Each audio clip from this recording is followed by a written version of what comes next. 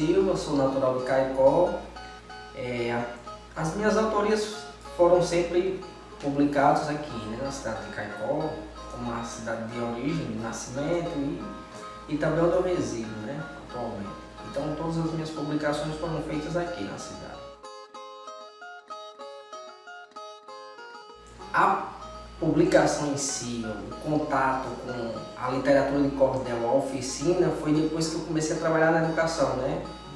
Uma colega Suída, professora também, ela me falou, ela começou a frequentar a oficina de cordel, e aí ela mostrando algumas estrofes que ela estava nessa oficina, e aí eu recitei algumas poesias de minha autoria enquanto criança, né?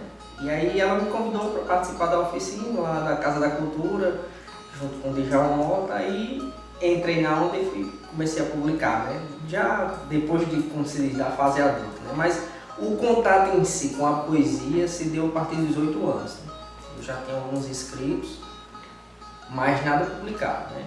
Só a partir desse contato, já depois da fase adulta, foi que veio a publicação. Foi em 2012, se eu não estou enganado, o primeiro cordel, né? Aí depois foi publicando vários outros.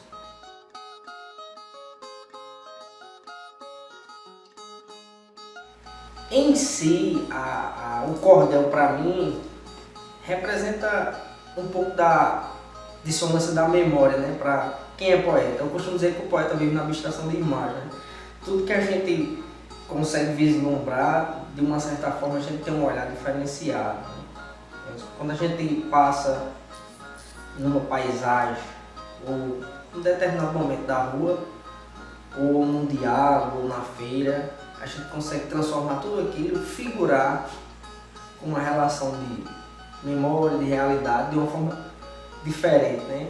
Consegue trazer uma imagem melhor, sem ser, por exemplo, quando na sala de aula, por exemplo, eu estou desenvolvendo um projeto, inclusive até no meu projeto de mestrado, sobre a questão da memória em George Herbert Mead, né? Interação simbólica.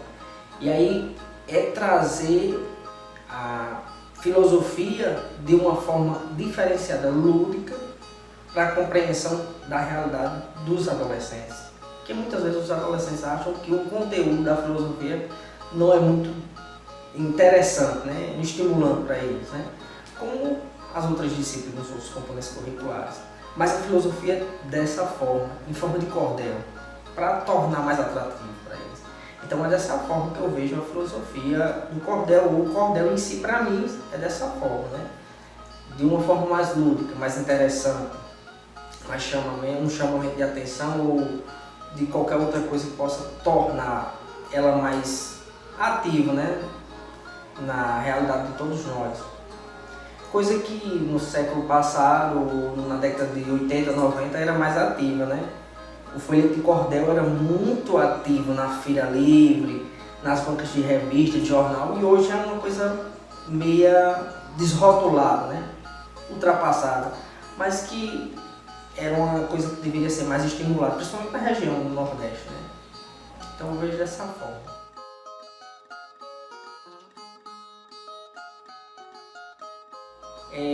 Os meus cordéis, eu procuro trabalhar mais, por exemplo, tem uma viagem ao folclore brasileiro, que aí retrata um pouco da cultura do Brasil, né, enquanto folclore. Tem esse viagem ao Caicó no Cordel Só a quatro mãos, que aí também contextualiza várias coisas da nossa região, principalmente de Caicó, né? O carnaval, o bordado, os monumentos históricos, né? O Sobrado Padre Guerra, que é uma coisa bem histórica, a Ilha de Santana, entre outros, né? E também tem Cordel Filosófico, né? Foi publicado também esse meio tempo, período que eu estava na universidade. Teve um projeto Filocultura, né? Que era a interdisciplinaridade entre filosofia e cultura, e aí nessa junção se deu alguns cordéis. Um que eu ainda tenho, porque são vários, eu não tenho guardado, eu ainda perdi esses acertos que eu tinha. Tem um de Aristóteles e tem esse de Nietzsche, que fala sobre o pensamento de Nietzsche, a trajetória dele, né, da vida. Então, eu procuro mais publicar relacionado a coisas do Nordeste, da região em si, bem aquele negócio nordestino, porque se torna muitas vezes mais estimulante para o público, né? O público fica mais interligado com as relações desses cordéis, né? Dessas escritas, né? E às vezes outros se tornam mais específicos para um determinado grupo. Então é isso.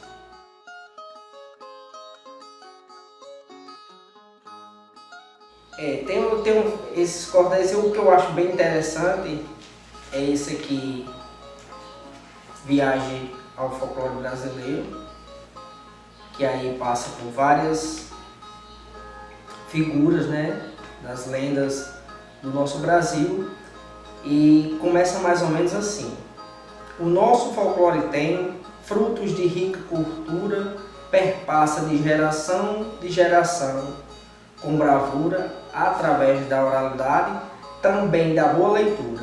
Contarei para vocês, em estrofes de cordel, os nossos mitos e lendas em cestilha como mel, na gostosa brincadeira, coloco neste papel.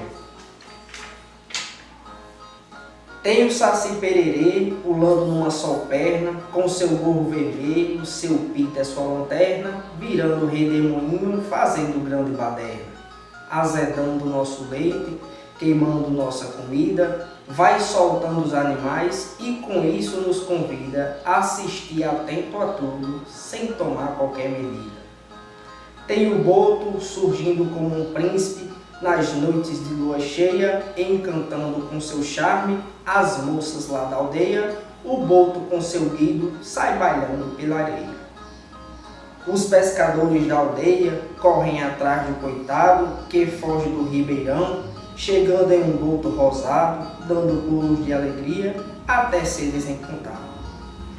Tem a Iária, com sua voz como doce, é jovem muito bela e lindo o nome de Iara, e fascinante donzela que rega os apaixonados a seguirem com cautela.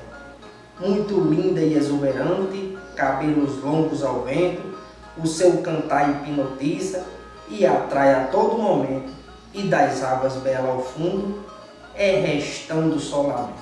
Então, esse aqui é algumas das estrofes mencionadas, como tem o lobisomem e entre outros citados nesse, porque cada figura é representada em duas estrofes. Então, é isso aí.